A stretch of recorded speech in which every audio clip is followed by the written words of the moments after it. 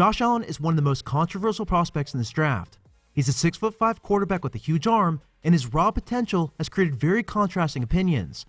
While some love that upside, others think he's overrated and they think he's going to bust at the next level. Versus Central Michigan in the first quarter, Allen runs play action. The Cowboys use a two-man concept featuring a double post route. Allen steps up, sees the deep free safety, and fits the ball behind him for the score. This play showed off his awesome arm strength and really featured exactly what he brings to the table. In the NFL, a team like the Arizona Cardinals would be a good fit. I could also see a team like the Pittsburgh Steelers draft him, as he'd be a great developmental quarterback in their offense. As a prospect, Allen has the size and arm strength to make every throw. His ability to improvise and his potential to create big plays really make him stand out. However, he isn't the most accurate quarterback. His career completion percentage was in the 50s, and he struggled with placement all season.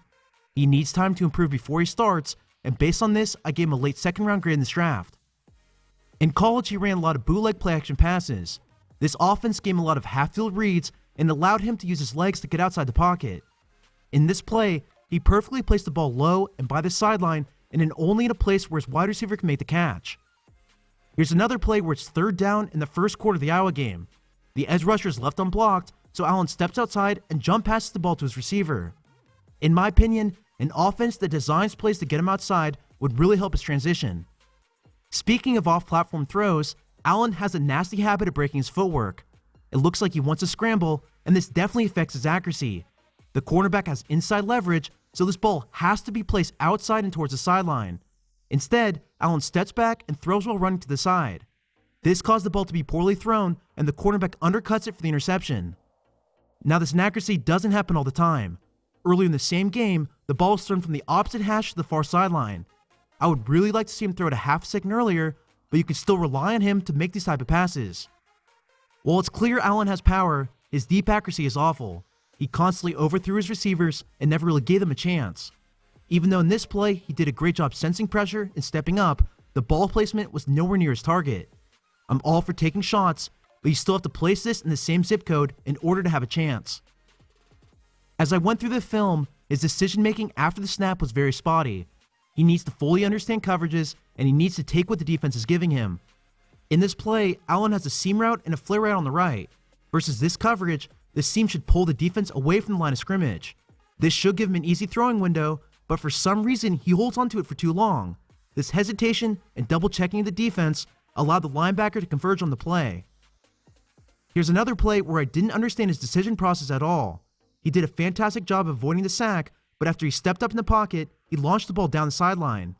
Looking at the defense, Allen has a clear 20-yard gap between himself and the next defender.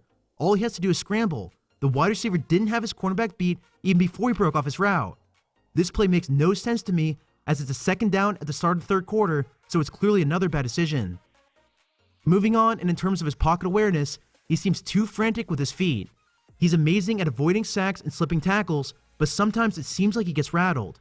According to Pro Football Focus, he was under pressure 41% of his snaps.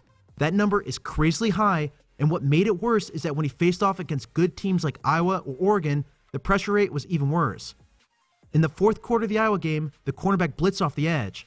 Allen's feet and his body language look rattled, and he makes a bad decision to throw it to the tight end. It's almost picked, and his vision obviously broke down as he had a potential receiver on the right side. It honestly looks like he never recovered from the initial pressure, and this is another bad play. Before I end this video, there are two plays I definitely want to talk about. The first was against Iowa, and this was amazing. He pumped a sideline defender, and he placed this pass in between the zones for a big gain on second down. The second play was against Central Michigan, where he confidently stepped up in the pocket and threw this pass with perfect timing. The ball is out of his hands during his receiver's break, and it's thrown in a good spot for the completion. These plays were few and far in between, but they clearly show everything you look for in a quarterback. If he can just get more consistent, he has a good chance of becoming a top-tier player. For his pro comparison, I keep seeing Patrick Mahomes anytime I turn on his tape. Allen has a full 3 inches and 10 more pounds on him, but they both have huge arms and the ability to create big plays. I actually had Mahomes as a slightly higher rated prospect, but it's his raw ability that will define them in the NFL. Overall, Allen is the biggest boom or bust prospect in this class. In my opinion, there's a lot of risk to draft him in the first round, but if he can stay in the confines of his offense, I believe he can turn into a good player.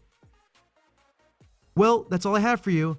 If you enjoyed this breakdown and you want to support the channel, go ahead and support my work on my Patreon account. As always, you can find me on Twitter at Samuel R. Gold.